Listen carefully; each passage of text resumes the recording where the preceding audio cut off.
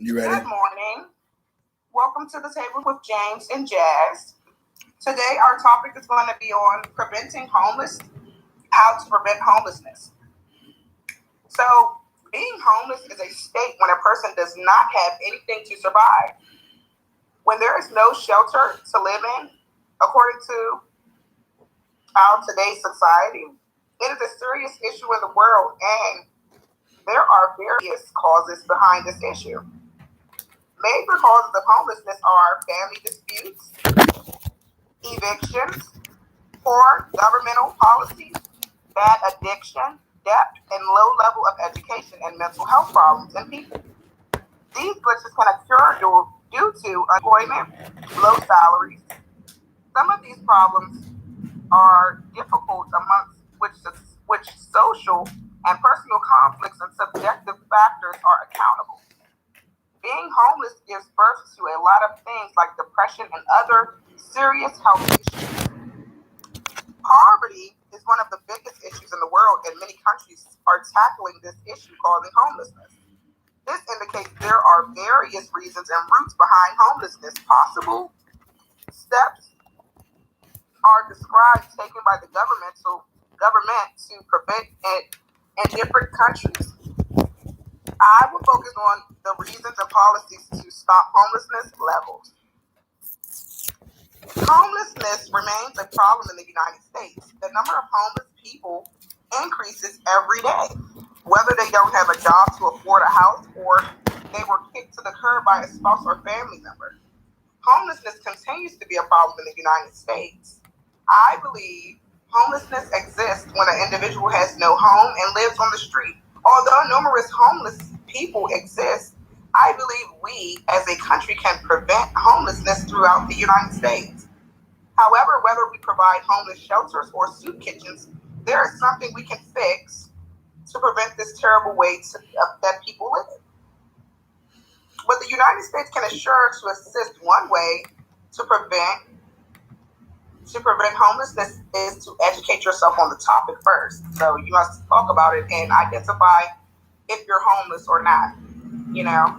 Right. Talk to each person you are acquainted with regarding the causes and solutions to homelessness. Also, you can talk about how you can pay living wages, provide education, access health care, stop domestic violence, and increase the availability of affordable housing throughout your community. Also, one can volunteer their time to homeless shelters in your area. One can teach the homeless how to work. That way they can apply for a job. You actually can help them with a resume and things of that sort. Another thing you can do is organize one to register to vote and organize fundraisers to raise money for different shelters. The last event you can perform is to contribute to the homeless, whether it is donating goods or services. They appreciate everything that you can offer for them. You can donate your clothes that you no longer wear or food you believe they would enjoy.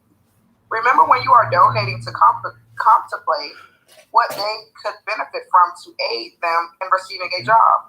You could donate decent clothes they can wear to a job interview.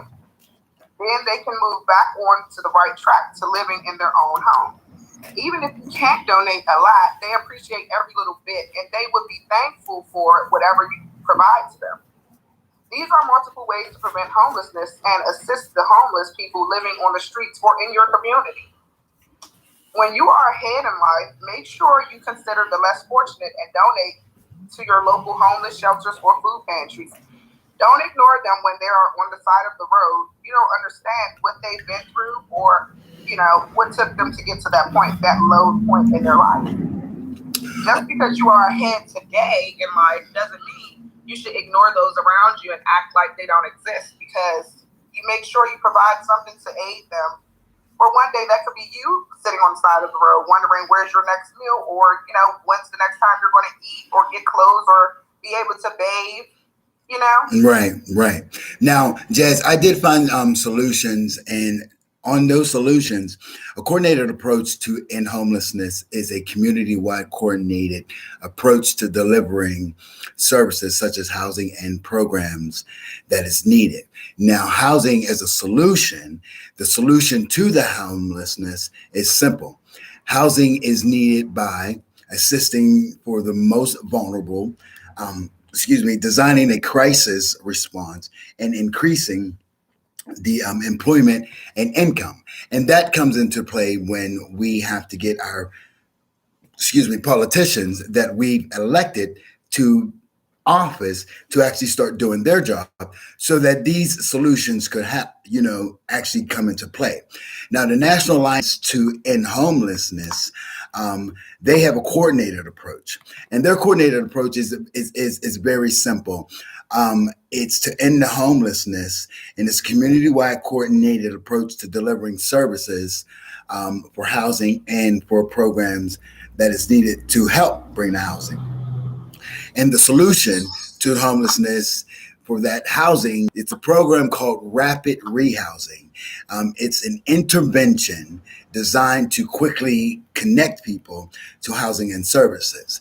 Now, they assist for the most vulnerable, and sometimes people they need to learn about the long-term rental assistance and services supported to achieve this stability. Now, permanent supportive housing is a proven solution to homelessness for the most vulnerable. Now, designing a crisis response is the most effective response any system can use to help people to quickly exit homelessness. Increasing the employment and income, those programs, they're also designed to assist low income people to increase their income, and it's the criteria to support them for housing stability. So, there are several different solutions and services that are geared directly to, the homelessness. And a lot of people say, well, what does the U.S. do to prevent the homelessness? There is federal housing programs that are one of the most successful housing-based solutions to reduce homelessness. The two largest federal programs are public housing and federal housing vouchers. Now, they're known as House Choice Vouchers, or i.e. Section 8. Now, the Coalition for the Homeless .org, they have proven solutions as well that they have, came up with, and they use the Federal Housing Assistance Program, where the federal housing gives you they give you your Section 8 vouchers. Even though your state issues it, it comes from the federal government. These housing vouchers, they'll allow low-income households to rent modest market rate housing of their own choice, and it provides a flexible subsidy that adjusts with the family's income over time. Now, these studies that they have done, it showed that public housing and federal housing vouchers are highly successful at reducing family homelessness and ensuring that these families, they do remain stably housed out of, being in shelters. And back to you, Jess. Yes, there are social causes of homelessness, such as a lack of affordable housing, which you was just talking about, poverty and unemployment, and life events. Homelessness is preventable in some cases. In others, it's not. With the economy at currently a standstill, people losing their jobs and being unable to find work, the situations only stands to worsen. Unless something can be done about the decrease in jobs, the increase in homelessness could rise above anything this country has ever seen. Strains will be placed on the government, the taxpayers, and human services workers to do something about the growing epidemic of homelessness in this country. Other factors that affect homelessness are substance abuse, mental health issues, and chronic health problems. People who are unable to take care of themselves are at a higher risk. Implementing agencies to determine need and then addressing those needs would be beneficial. Currently, there are not enough programs or funding to deal with the homelessness dilemma, as shelters are filled to the capacity and people still find themselves on the streets or in tents along the rivers and creeks. Most of these people are mentally ill, alcoholics, drug abusers, runaway teens, and however, More and more families are joining the homeless as they find themselves being evicted from their homes because they cannot pay their rent or their bills due to job loss in a poor economy. And Jazz, not to cut you off, that is like one of the main reasons of homelessness. Right. There's not enough job creation, period. And that's from local, state, and federal. They keep talking about, oh, well, we're pushing for the wage. Stop just pushing for the wage. Push for these businesses to create more jobs, i.e., giving the businesses that offer the most jobs the tax breaks instead of giving the what they call it the PACs the money because they're giving interest money. And I'm sorry, Jess, go ahead. Yes, so prevention is the key to reducing the homeless epidemic. Homeless shelters alone will not prevent it from happening, nor take care of the situations once it's occurred. Shelters to date are filled to the capacity and overwhelmed with people needing shelter because they have found themselves out on the streets. Where there is not much to be done about the economy and the loss of jobs across America, other issues can be addressed to prevent a person from finding themselves homeless. When discussing prevention programs, it is important to look at broad spectrum of the issue at hand. Many organizations have programs which deal with issues like homelessness, abuse, violence, and chronic diseases. However, when dealing with these type of issues, amongst others, and also working with people who do not speak the same language, it becomes twice fold of a problem. Although there is not a prevention strategy for language barriers because of the nature of the issue, addressing that situation can be helpful when dealing with other issues. So those issues do play a major part.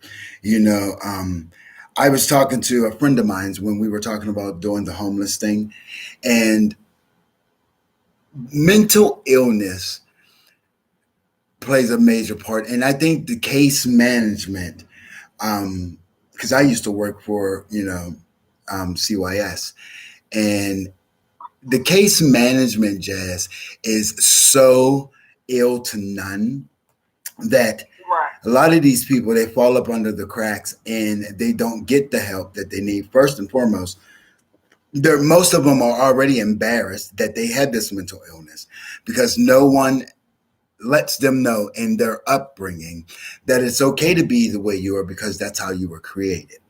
So when we go and we try to speak with some of these case managers, that's when they become, oh, they can't say nothing because, oh, it's a breach of confidentiality. Well, none of that goes into HIPAA. None of that is a breach of confidentiality between doctor and client or provider and client. It only becomes a breach when you're telling personal business. A lot of these homeless prevention programs fall short because a lot of the case management, they don't want to give out any kind of information. Now, SPAOA, again, S as in Sam, P as in Paul, A as in Apple, O as in Oscar, A as in Apple.org is a place that you can get online, and they have apartments for homeless people as well as emergency cash fund so that people can get housing. I will have this all in the credits at the end so that viewers can go on and do these things. But I went on and I did my own little uh, proxy application just to see what it does. And out of the three that I tested yesterday, Jazz, this site was the fastest site that helps people find apartments, get the apartment as well. They help fund it. So that's one of the ones that I really want to give kudos to today because they weren't one of the major networks that I reached out to. They're like tier number 4, below the barrel, but they give you services that is daggone well needed. And back to you, Jess. Yeah, so the solution to housing the homeless is straightforward. By connecting the people with experiencing homelessness to housing and services needed so that they may have a platform from which they can address other issues that may have contributed to their homelessness, such as employment, health, and drug abuse. There are two housing models that have been proven to effectively end homelessness: permanent supportive housing and rapid rehousing, like James said earlier. Permanent supportive housing is long-term rental assistance and supportive services. So this type is targeted towards individuals and families with physical and mental health issues or substance abuse that have experienced long-term or repeated homelessness. Rapid rehousing provides short-term rental assistance and services. The goals are to help people obtain housing quickly, increase self-efficient and stay-at-home housing. So it helps you keep your place, and then they also help you get a job so that you can pay your bills and stuff like that. So it's a really good program if anybody didn't know about it. And basically, pretty much housing is the key to ending homeless. If you don't have a home, then you're basically considered homeless, even if you live with someone. But having your own, God blesses a child with his own. So, come on, somebody. If we're going to church this morning, girl, I know that's right. God does bless a child that have his own. Right. Just out of experience, and through my experience, and I have to keep it right because, we do facts on our show. Out of experience, 95% of it was through my own fault that I had become homeless. Because one, I was thumbing my nose up at people because I wanted to have a adult temper tantrum because maybe my cash flow was under control by somebody or any of those things that would cause us to be homeless. When we take action, we then, as they say in the NA rooms, we then can recover. So we then can become viable a part of the system. There are good parts of the system and bad parts of the system. And the bad parts of the system are the political realms. And I know a lot of people say, oh, why are you always bashing politics? Because politics have become bad. They're not worried about the people. There are more homeless people than there is anything in this country. And for us to be the free world, we are the poor world. We're poor in almost every daggone aspect, Jazz, that you can think about. You got these third world. It seems like the people that's been born over here in the United States are more poor than the people that come over here to work. They're giving stores and platforms and this and that, like they're the kings and queens of the town. Like, exactly. And I just had more than they are.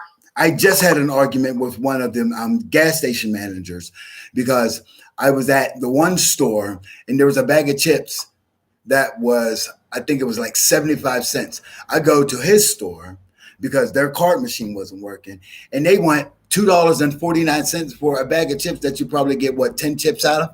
Oh my God. And I was like, all the extra money and the grants and money that the government gives you to become a citizen, you mean to tell me you're going to overcharge us for a bag of chips?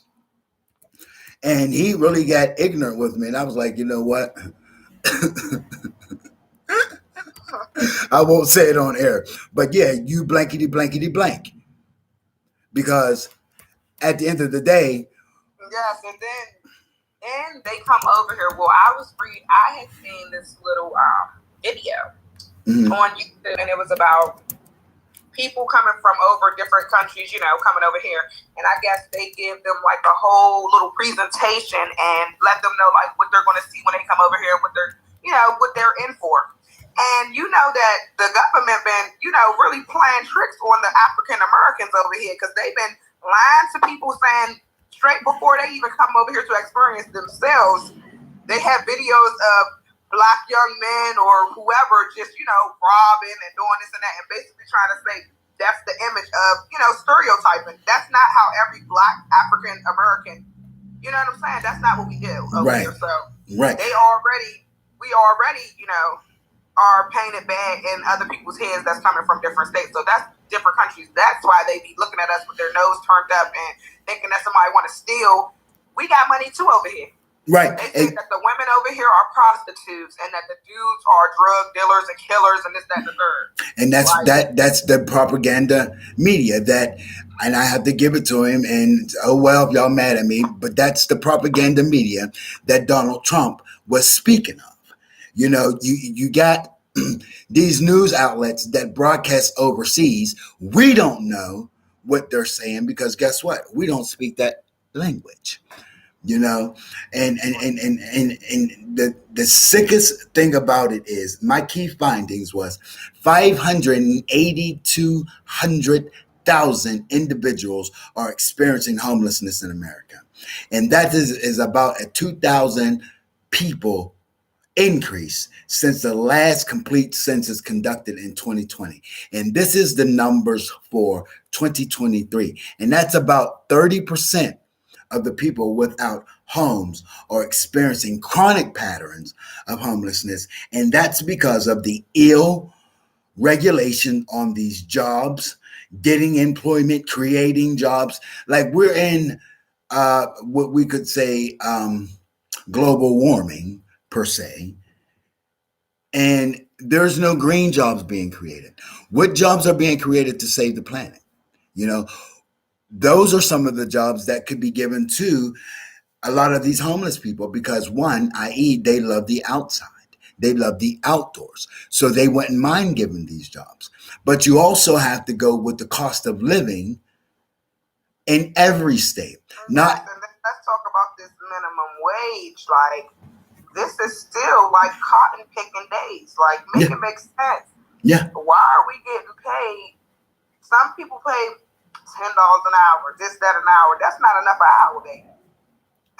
Exactly. That's a little bit of money.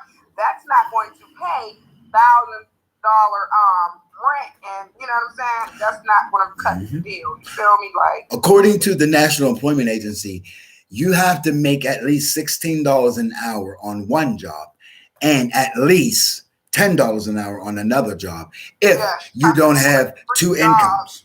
Yeah. Criteria. So they think that the homelessness numbers are going to drop. They're not, because the inflated prices that we're having in our country, not only the inflated prices, but because we have a lot of these politicians who are getting hush money to, lobby for these things. And these politicians are hiring lobbyists to carry it through. And that's and to me that has been unheard of, because growing up we didn't hear about lobbyists that much that were having these platforms on the Hill in Washington, D.C. to be able to control policies and procedures. So that is one of the main, reasons why, Jazz, we are still suffering from this homelessness. Right. So, if you don't have anything else, Jazz, we did make our time frame for today. You just let me know because you are the host for this hour. And guys, I want to thank you again for tuning in with us, and all of those who have made it possible for us to get 1.5K on our reels again. Thank you, Zhuzh. But babies, what did Daddy tell you? We need stars, honey. Stars pays the bills. Stars pays the bills. They're 99 cents a bushel on Facebook. You can send them to us, as well as all the other services have them as well. The Table Talk with Jazz and James is going to exist, but if you want more of us, and as you guys do, because it shows with your likes, your shares, and the ratings, and we would love. Okay. We would love. So I have one more thing to speak about. Go ahead, Jazz. Okay, so in our nation tonight, at least 650,000 people will be homeless. Over a third of them will have no shelter at all. While most will be single individuals, 37% will be people living in families with children. Nearly a fifth will have serious disabilities and have been homeless for years. Even but for the remaining of 80%, homelessness will be a relatively brief, one time only experience, the result of the nation's chronic shortage of housing that is affordable to low income people. So, pretty much, many people are surprised to learn that the widespread of homelessness is relatively a new phenomenon in the United States. And 30 years ago, we did not have this, and we shouldn't have it now. You know, Right. It shouldn't be so many homeless people. Like, it shouldn't. It definitely shouldn't. And that's why, and I want to say this, and I urge the Biden administration to start taking a more captivative look on domestic issues. And I know we have international ties and we have guidelines that we must carry on. But one slogan that I do agree with, and that's why I did vote for him the first time, was Donald Trump says, America first. And that is true.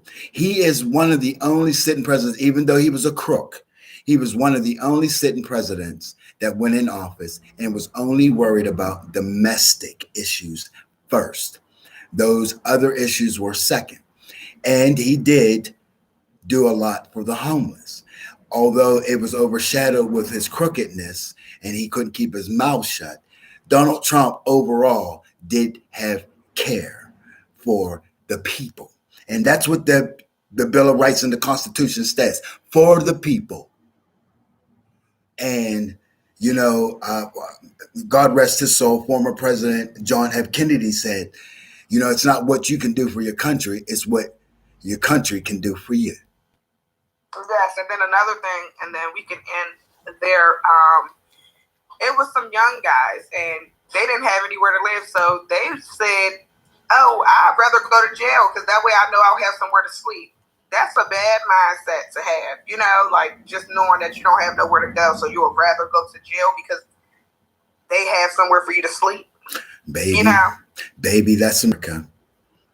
That is America, and that is so sad, Jazz. So sad.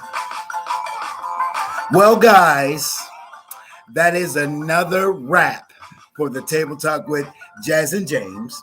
And as always, we're going to end our show with our good old saying. And our host for today, which was Miss Jazz, she will end the show with our good old saying. Back to you, Jazz. Yes, I love you and we love you. And there's nothing that you can do about it.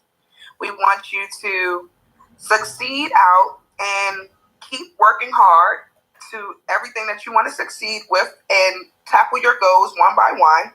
And just make sure that you don't let anyone get you down and deter you from your goals or aspirations.